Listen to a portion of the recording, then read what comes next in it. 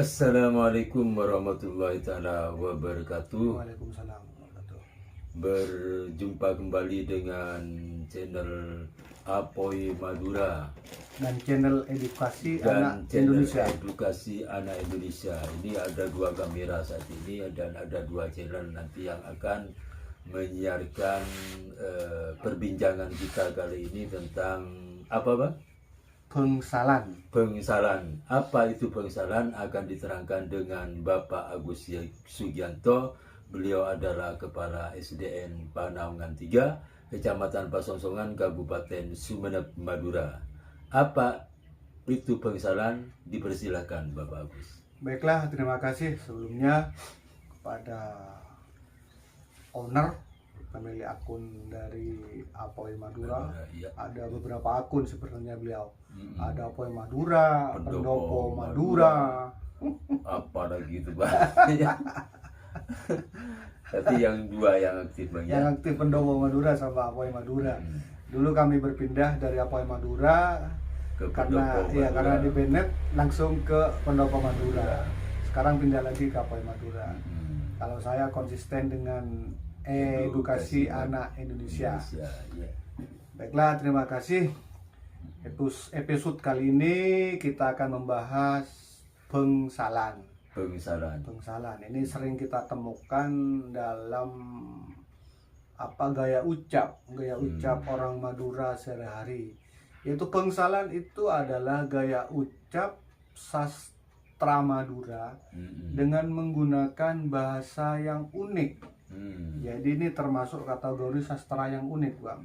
Iya. Kalau di bahasa Indonesia ada peribahasa, di Madura ada paribasan. Nah, tapi khusus pengsalan ini unik lagi. Ya. Uniknya apa? Karena kata kita itu menyembunyikan arti yang dimaksud dari pengsalan tersebut. Jadi ada makna kias kan. Kita mengenal dua makna kan. Ada makna lugas, ada makna kias atau makna konotatif, denotatif. Denotatif kan lugas langsung kena kan. Ya. Nah, misalnya, apa yang diucapkan langsung sesuai dengan yang dia lihat. Nah, ya. kalau pengsalan disembunyikan maknanya. Maknanya disembunyikan. Ini tergolong denotatif ya. Konotatif ya. Karena menyembunyikan arti yang sesungguhnya disembunyikan dalam beberapa kata unik tersebut. Iya. Makanya dikatakan pengsalan ini termasuk sastra yang unik, gaya bahasa sastra yang unik. Nah, pengsalan ini apa kita menelaah bahwa para pendahulu kita sangat pandai. Iya. Sangat pandai sekali. Karena apa? Untuk memahami pengsalan, kita harus mencari artinya dulu. Setelah artinya ketemu, baru dicarikan maknanya. Kandungan yang dimaksud. Iya. Ini luar biasanya. Nah, jadi yang ketiga, kita bangsa Madura atau etnis Madura ketika menggunakan pengsalan ini mengedepankan etika atau moral gitu ya. Sehingga ketika kita menegur langsung dengan lugas membuat dia tersinggung, tapi dengan menggunakan pengsalan dia tidak akan tersinggung. Iya. Karena kita menggunakan makna kias yang terlebih dahulu kita harus paham artinya. Iya. Jadi orang-orang kelas bahasanya memang sudah sastra bagus gitu ya. Maknanya ya kita misalkan contohnya kita namu, kemudian kita menemukan anak kecil yang nakal. Anak kecil nakal kan, kita untuk negur langsung melatek, enak kan? Blunger, tersinggung. Jadi kita memakai kata-kata bangsalan ini. Misalnya, Bing, mak aja begini. Lebih pedis. Enggak, Oh, enggak, iya. enggak. Ketika kita bilang capi kene, capi itu apa? Lombok, Lombok. cabai. Cabai. Cabai kecil, Mm-mm. cabai rawit ya, kecil kan, capi kene. Nah, capi kene untuk mengartikan makna bangsalan dari capi kene, kita harus artinya dulu apa capi kene dalam bahasa Madura. Apa nama dari capi kene dalam bahasa Madura itu disebut capi lete. Mm. Nah, arti yang dimaksud sebenarnya te alet Iya, te leteh. dari nakalnya itu ate lete. Iya, iya, iya. Itu iya. bangsalan. Misalnya tamu ke rumah kita, kemudian tamu tersebut ada tamunya banyak bang, Iya. salah satu tamu kemudian buru-buru pulang duluan, itu ada bahasa bangsalan. Mak pada bi gedeng tetes kolek. Nah, Iya, iya. ya kan, Iya, iya. gedeng tetes kolek itu bangsalan. Iya. Ya, kalau kita langsung majak ke buru nah, majak ke susu nah, tersinggung dia kan. Iya. Tapi kalau dibilang mak pada musuh gedeng tepes kolek. Kolek. Nah, gedeng tepes kolek ini apa? Dalam bahasa Madura itu adalah gedeng susu. Iya. Artinya mak ke susu, mak ke buru.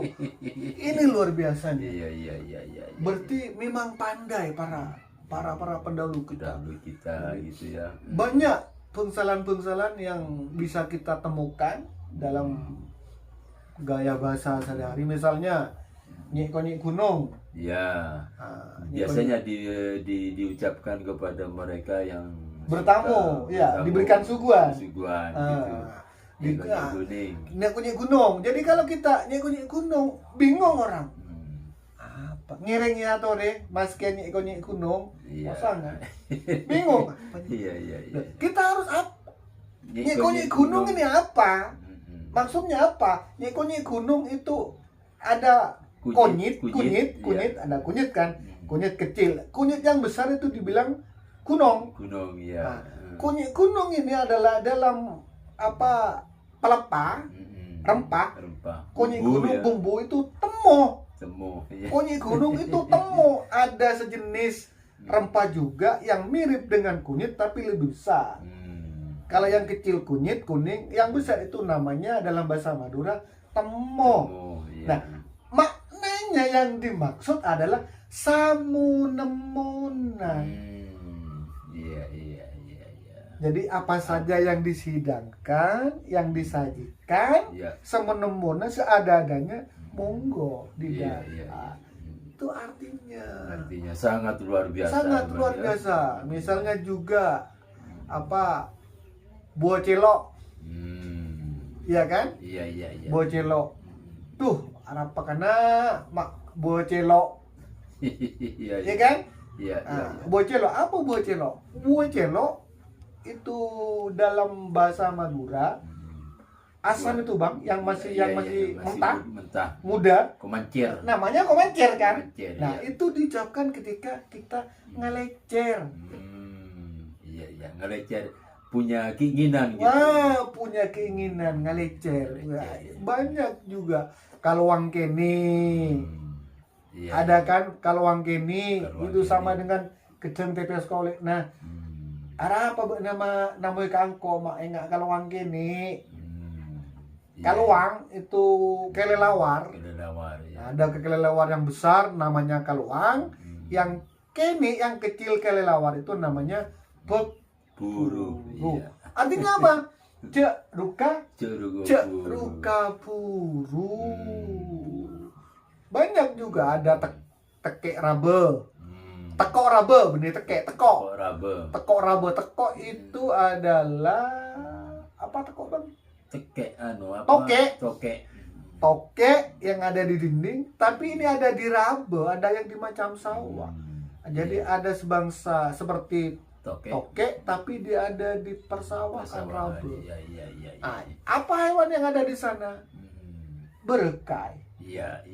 Apa artinya? Maksudnya ketika kita menggunakan bangsalan tekok rabe, tekok rabe yang dimaksud adalah berkai. Nah itu diucapkan kepada orang atau anak yang kaya kaya. Iya. Banyak.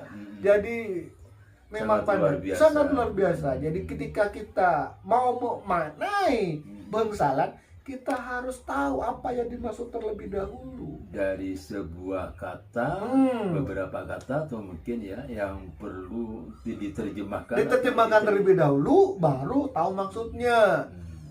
Ngempeng nyemplong, ya kan? Ya, Ngempeng nyemplong. Engkau yang mulai gelek ngempeng nyemplong, tak kemok. Apa kembang nyemplong? Sare. Artinya sarian. Gitu ya. Ngempeng penang. Bak dalam bak tak enggak. Mun setia bak nah mak ngempeng penang. Apa artinya ngempeng penang? Apa bunganya pohon pinang? Itu namanya kalau dalam bahasa Madura palopa.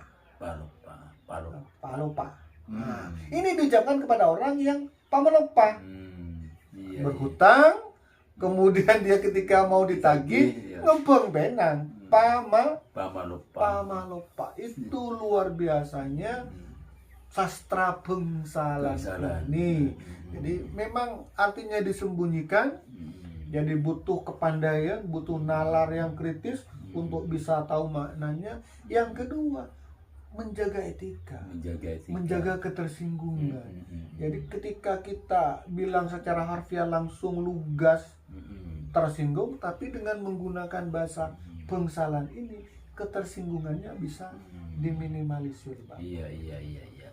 Demikian perbincangan saya dengan Bapak Agus Sugianto. Beliau adalah pakar juga dalam budaya Madura dan beliau saat ini menjabat sebagai Kepala SDN Panaungan 3, Kecamatan Pasongsongan, Kabupaten Sumeneb, Madura. Sebenarnya saya juga mengucapkan terima kasih kepada para pemirsa, khususnya rekan-rekan saya yang di Bondowoso, Bang. Dengan adanya konten semacam ini menggugah untuk menggali budaya, karena di sana juga banyak orang pakai bahasa Madura, Bang. Iya, di Bondowoso, Bang. Ada bilang Madura Lao, ada juga bilang Madura Sosta. Jadi saya sebenarnya jangan berkecil hati bagi mereka orang-orang yang berbahasa Madura di Bondowoso, Situbondo, Probolinggo, Lumajang, Jember, dan sebagian Pasuruan mungkin. Pasuruan. Malang Selatan juga banyak orang-orang yang pakai bahasa Madura. Justru harus dipertahankan, Bang, ya. Iya.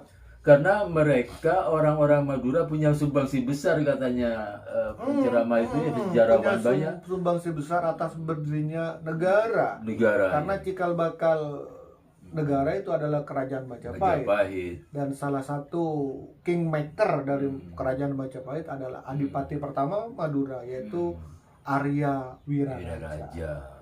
Terus langsung membabat hutan ditarik. Hutan tarik yang diberi hadiah oleh Singosari.